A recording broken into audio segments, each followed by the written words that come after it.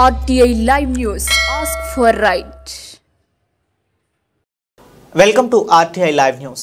పార్వతీపురం మన్యం జిల్లా town police station SI Govindarao సిబ్బంది ముందుగా వచ్చిన ఇన్ఫర్మేషన్ ప్రకారం రాయగడ నుండి పార్వతీపురం వచ్చే మార్గంలో ఎస్ఐ వారి సిబ్బంది వాహనాలు తనిఖీ చేస్తుండగా తమిళనాడు నెంబర్లో గల కారు తరలిస్తుండగా 5 లక్షల విలువ చేసే 44 కేజీల గంజాయి 6 ముద్దాయిలను కారును స్వాధీనం చేసుకున్నారు.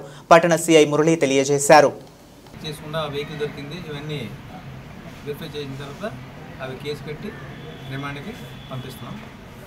మనకి ఫ్యూచర్లో కూడా గంజాయి పైన చెకింగ్ అనేది అధికమవుతుంది. ఈ గంజాయి పైన ఉత్పాదం మోసి ఫ్యూచర్లో ఈ గంజాయి అనేది లేకుండా ట్రాన్స్పోర్ట్ కానీ అది రవాణాగా ఏ విధమైనటువంటి గంజాయి లేకుండా చేయడం అనేది మన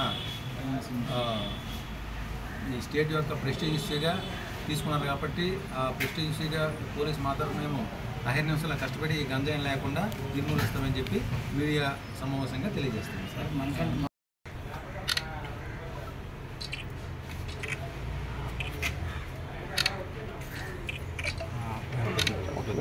టౌన్ ఉడికించిన సీఏగా నలా ఊగల పెట్టించారు సార్. ఈరోజు అనగా మన మన్యం జిల్లా ఎస్పీ గారి ఆధ్వర్యంలో పాల్గొన్న డిఎస్పీ గారి ఇన్ఛార్జ్ గైడెన్స్తో పార్వతీపురం టౌన్ పోలీస్ స్టేషన్లో రాబడిన ఖచ్చితమైన సమాచారం గంజాయిపై వచ్చింది.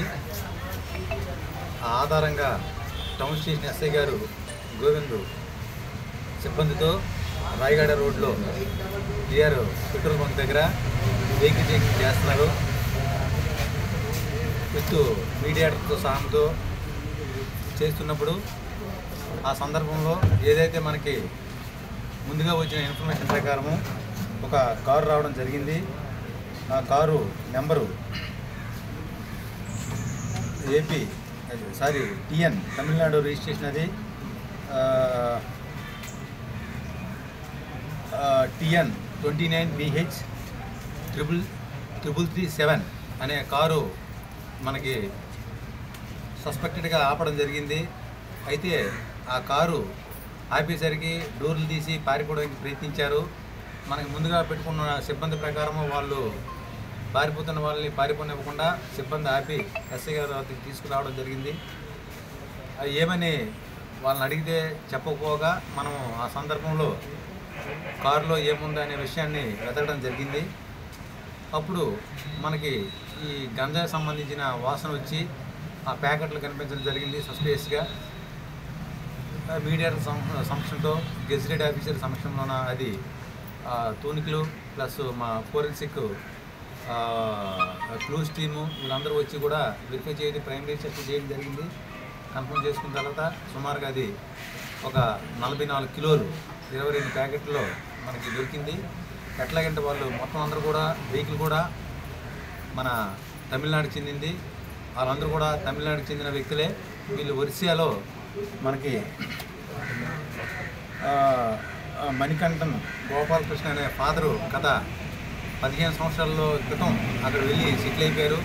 హాట్ చిప్స్ ప్యాకెట్ అనే వ్యాపారం చేస్తూ ఉండేవాడు.